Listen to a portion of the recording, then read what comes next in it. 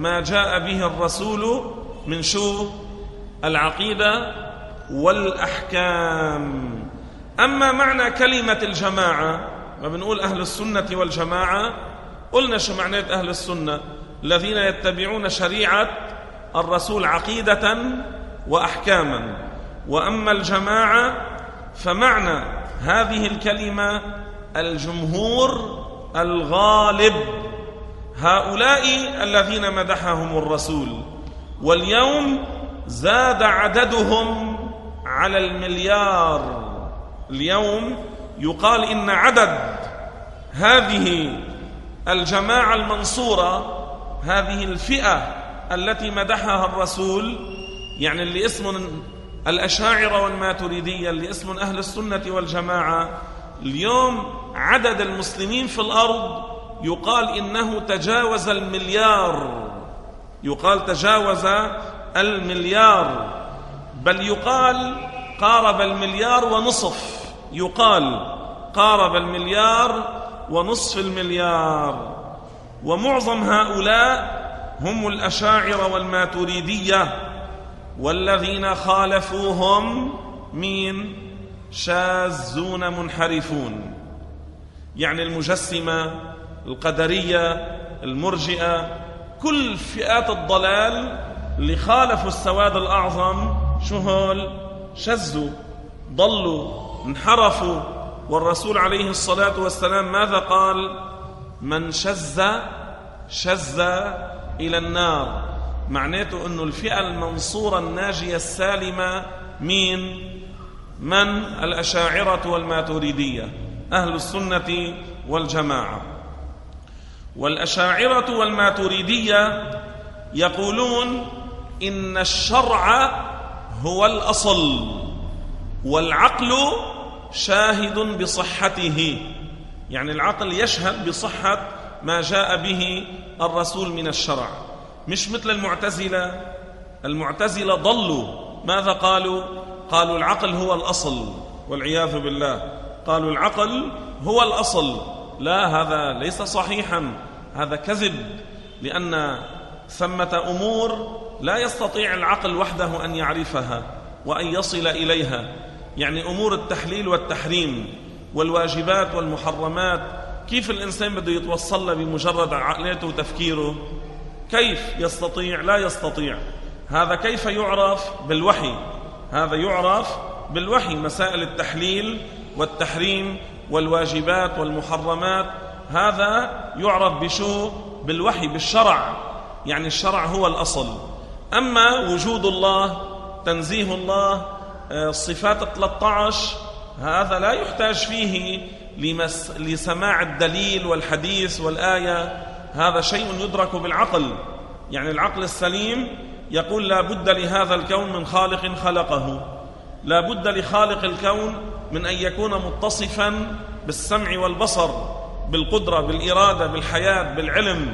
هذا شيء لا يحتاج فيه لإعمال الفكر والروية أو سماع الأدلة، هذا لا يحتاج فيه. أما التحليل والتحريم، إنه الصلوات المفروضة باليوم والليلة 5 صلوات، وإنه الركعتين، صلاة الفجر ركعتين والمغرب 3، هذا كيف كان يعرفه الإنسان وحده؟ ما بيعرف، لا يستطيع. إذن هذا كيف عرفناه؟ عن طريق الشرع. إذن انتبهوا، في أمور التي لا تدرك بالعقل، الأمور التي لا تدرك بالعقل والتي لا يعرف الإنسان خلافها، ولم يبلغه خلاف ذلك، ولم يسمع من الدين الإسلامي ولا من المسلمين بخلاف ذلك، فقال بالعكس، قال بعكس ذلك، هذا يعلم، هذا لا يكفر. يعني مثلا واحد جاهل نشأ في بادية بعيدة عن العلماء، أو أسلم حديثا، أسلم الآن مثلا، ولا يعرف أن في دين الإسلام فرضية الصلوات 5، ما بيعرف، ما سمع بالمرة، إجا قال لا، ما فرض علينا نصلي 5 صلوات في اليوم والليلة. هذا لا يكفر، هذا يعلم. هذا يعلم، لأن هذا الشيء لا يدرك بالعقل، هذا يعلم. متى يكفر؟ إذا كان يعرف أن هذا ورد في الشرع، بيعرف أنه هذا وارد في الإسلام، سمع بآية بحديث أو من المسلمين، عرف أن هذا ورد في الشريعة في الدين الإسلامي، رجع فقال بعكسه، رجع فقال بعكسه، شك أو أنكر بعد علمه، هذا شو؟ يكفر. ليش؟ لأنه صار معاندا للدين. شو صار اسمه؟ معاندا للدين. مثال آخر، الزنا. واحد أسلم اليوم، أسلم الآن، وقبل ما يأسلم ما بيعرف أنه الزنا حرام، ما بيعرف أنه الإسلام حرم الزنا، أنه القرآن حرم الزنا، أنه الرسول حرم الزنا، أنه بدين الإسلام عند المسلمين الزنا حرام، ما بيعرف. إجا قال لا، الزنا منه حرام. قال الزنا ليس حراما. هذا يعلم ولا يكفر. متى يكفر؟ إن قال ذلك بعد علمه، يعني بيعرف أنه بدين الإسلام الزنا حرام، إجا قال لا الزنا حلال، هذا شو بيكون؟ صار كافر، لأنه عاند الدين. اسمعوا هذه الحادثة. إذن الزنا، إذا واحد قال الزنا حلال بس هو قريب عهد بإسلام، أو نشأ في بادية بعيدة عن العلماء ولا يعرف أن الإسلام حرم الزنا، هذا يعلم ولا يكفر. أما إن عرف ومع ذلك أحله، شو؟ كفر، لأنه صار معاندا للدين. صلاة الجمعة، الصلوات الخمس، الحج، صيام رمضان، واحد مسلم جديد أو نشأ في بادية بعيدة عن العلماء، بالمرة ما بلغه أن هذا في الإسلام، فأنكر، قال الحج منه فرض، صيام رمضان منه واجب، صلاة الجمعة منه فرض على المكلفين، الصلوات الخمس منه واجبة، لا يجب في الليل والنهار، في اليوم والليلة 5 صلوات. هذا يعلم لا يكفر، لأن مثل هذه الأشياء لا تدرك بالعقل. هذه كيف عرفناها نحن؟ عن طريق شو؟ تبليغ الرسول لنا بالوحي. مش نزل الوحي على الرسول والرسول بلغ هذا لأمته.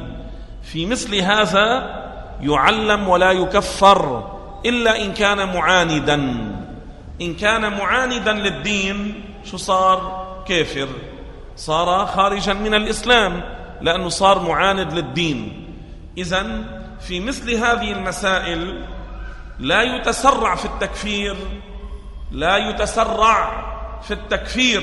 لاحظوا، هذا كان يعتقد الزنا حلال، مش بس يعتقده حلال، راح زنا وإجا قاعد بين الصحابة عم يحكي. سيدنا عمر ما كفروا، ما قال لهم هذا كافر، لا، قال علموه، لأنه إن علموه وعرف أن هذا شيء محرم في الإسلام رجع فأحله، شو بيكون؟ صار كافر. فالحاصل في مثل هذه المسائل اللي قلنا لا تدرك بالعقل، لا يتسرع في التكفير. إذا كان إنسان ما بيعرف هذا الحكم في الشرع، ما سامع بآية ولا بحديث ولا سامع من المسلمين ولا بيعرف أنه هذا في دين الإسلام، إجا قال الزنا ليس حراما، إجا قال الزنا ليس حراما، إجا قال السرقة ليست حراما، إجا قال الحج منه فرض على المستطيع، وهكذا.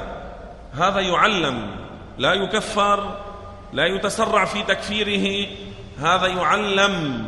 فإن أنكر بعد علمه أي صار معاندا. شو يعني صار معاندا؟ عم بيكذب الدين، صار بيعرف أنه في الإسلام هذا حرام، قال لا حلال. شو معناته؟ يعتقد أن الإسلام كذب، يعني يكذب الدين، يكذب الإسلام، هذا والعياذ بالله يكفر. فإذن بنرجع لأصل المسألة، شو هي؟ أنه أهل الحق، أهل السنة والجماعة، الأشاعرة والماتريدية، يقولون إن الشرع هو الأصل مش العقل. الشرع هو الأصل، وأما العقل شو؟ فالعقل، وأما العقل السليم فهو شاهد له. شو له؟ لمين؟ للشرع. العقل